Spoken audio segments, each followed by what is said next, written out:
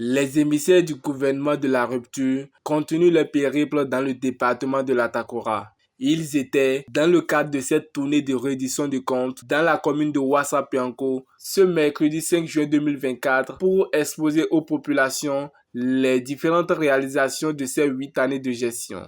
La cité des Pierres Noires est heureuse de vous accueillir dans le cadre de la tournée gouvernementale de reddition de comptes.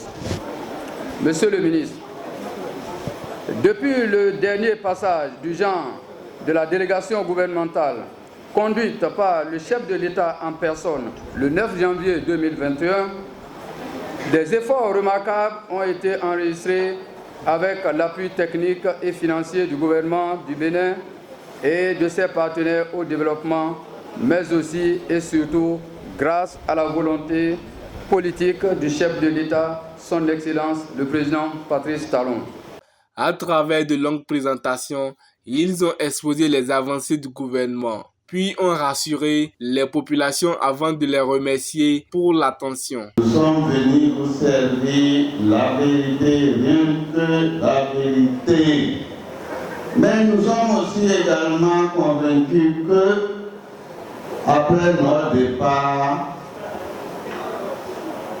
ils vont rentrer dans leur laboratoire pour fabriquer d'autres mensonges et venir vous servir, tel en 2023.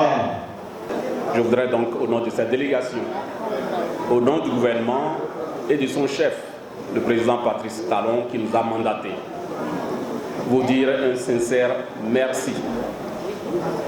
Merci pour avoir répondu aussi nombreux à cet appel. Merci surtout pour l'accueil qui nous a été réservé. Et également pour votre participation à ces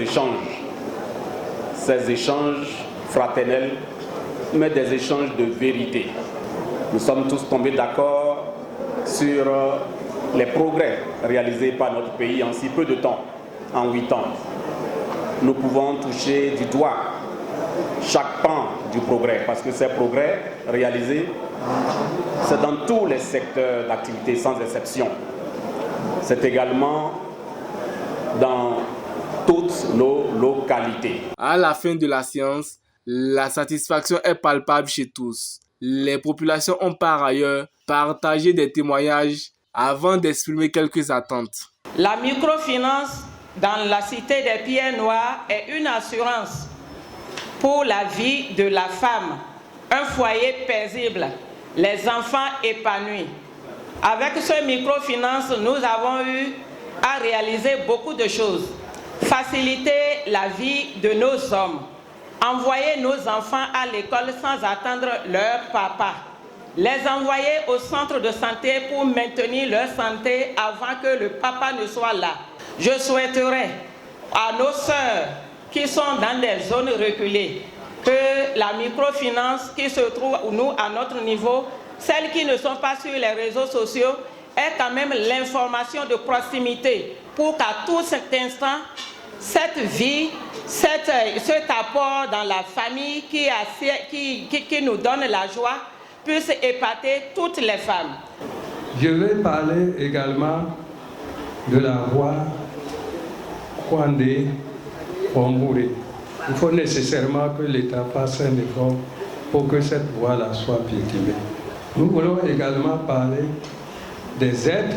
Les gens ne savent pas qu'il y a des filles que l'État subventionne au niveau primaire jusqu'au niveau secondaire.